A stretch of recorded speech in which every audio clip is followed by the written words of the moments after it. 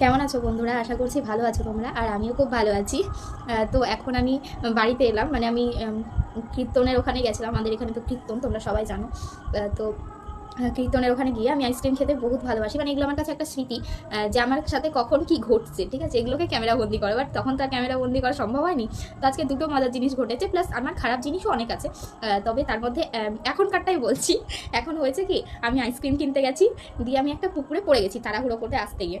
Ice cream খেতে আমি ভীষণ ভালোবাসি, আইসক্রিম কিনতে গেছিলাম, দিয়ে পুকুরে পড়ে গেছি একটা গর্ততে। দিয়ে পড়ে গিয়ে এই যে এই অবস্থা হাতের, ঠিক আছে, হাত টাত কেটে চলে এসেছি বাড়ি। তো এই একটা গেল মজার ব্যাপার আমার কাছে। আমার যেমন ব্যথাও পেয়েছি, হাতে শুধু পানি ব্যথা, পায়েও পেয়েছি। তো এটা একটা গেল মজার বিষয়। আর 2 নম্বর হয়েছে বিকেলে, যেটা তো বিকেলে আমাকে মাসিমণি এলো, এসে বললো, মানে মা বললো যে বাড়ি থেকে মিষ্টি কিনে আনতে। সেই মতো মিষ্টি কিনতে গেছি, হাঁটি হাঁটি পাপাই গেছি পাহাড়পুর। আমার বাড়ি থেকে পাহাড়পুরটা বেশি এমন দূর নয়, সাইকেল নিয়ে যাইনি। তো মানে গেছি ওখানে। তো মিষ্টি টিষ্টি কেনা শেষ। এবার মা বলেছিল যে গরমের দিন তো, এখন কারেন্ট চলে যাচ্ছে আমাদের এইদিকে রাত্রিবেলা। তো সেই ক্ষেত্রে মা আমাকে বললো যে দুটো আসার সময় পাখা কিনে নিয়ে আসিস। তো পাখা কিনতে গেছি, পাখা কিনেছি। তারপর আসার সময় আর কি পাখা কিনে নিয়েছি। আসার সময় কি করেছি, মানে আমি কিন্তু এগুলো বলতে আসিনি, আমি আমার মনের দুঃখগুলো শেয়ার করতে এসেছিলাম, বাট পারলাম না ক্যামেরার সামনে সবটা শেয়ার করতে বা বলতে। তো তারপরে আসার সময় পাবলিক রিয়াকশন অনেক হতো, যদি আমি একটা আমার যদি ভিডিও করার লোক থাকতো। তো আমি পাখা, মানে হাওয়া, পাখা দিয়ে হাওয়া করতে করতে বাড়ি আসছি।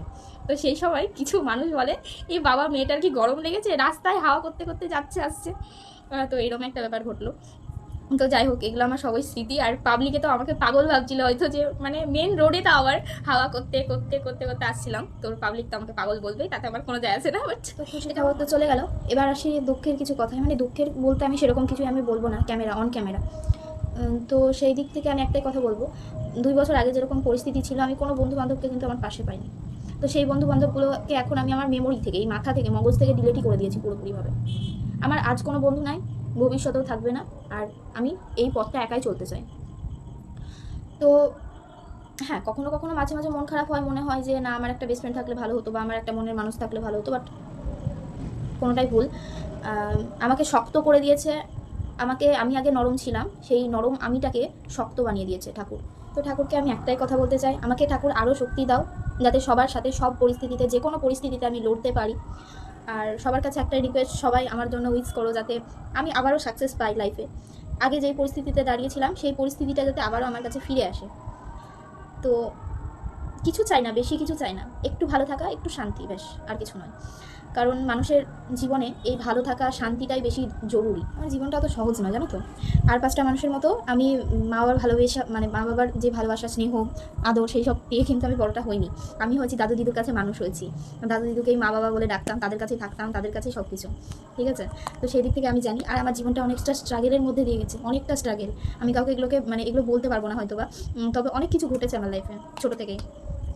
সেদিক থেকে আজকে ভালো থাকার চেষ্টা চলছে, লড়াই চলছে আমার জীবনে। জানি না কবে সাকসেস হব, জানি না কবে আমার জীবনে সুখ শান্তি ফিরে আসবে। তবে চেষ্টা তো করে যাই নিজেকে ভালো রাখার। তো নিজেকেই ভালো রাখছি, নিজেকে ভালো রাখা। আমাকে জীবনেও কেউ ভবিষ্যতেও বুঝবে না, আজও বুঝবে না, কালও বুঝবে না। আর বাকি রইলো একটা কথা, যেটা আমি না বললেই পারি না, মানে না বললে পারছি না আর কি। সেটা হলো, কিছু মেয়ে আছে যারা ছেলেদের গাড়ি দেখে, টাকা পয়সা দেখে প্রেম করে। তো কিছু মানুষ হয়তো আমাকে সেরকম চোখে দেখে বা সেরকম ভাবছে, বাট সেরকম কিছুই নয়। আমি একটা সাধারণ ঘরের মধ্যবিত্ত মেয়ে। শুধুমাত্রই আমি আমার কন্টেন্ট, বা আমি কী কী করছি সারাদিন না করছি, সেগুলো নিয়েই কিন্তু পড়ে থাকি। কারোর সাথে আমার অত টাইম নেই কিছু বলার, কিছু করার, ঠিক আছে। আর এগুলোনের প্রতি আমার কোনো লোভও নেই, এগুলোনের প্রতি আমার কোনো লোভ নেই। আমি মানুষের কাছ থেকে একটু ভালোবাসা আশা করি, ব্যাস, আর কিছুই নয়।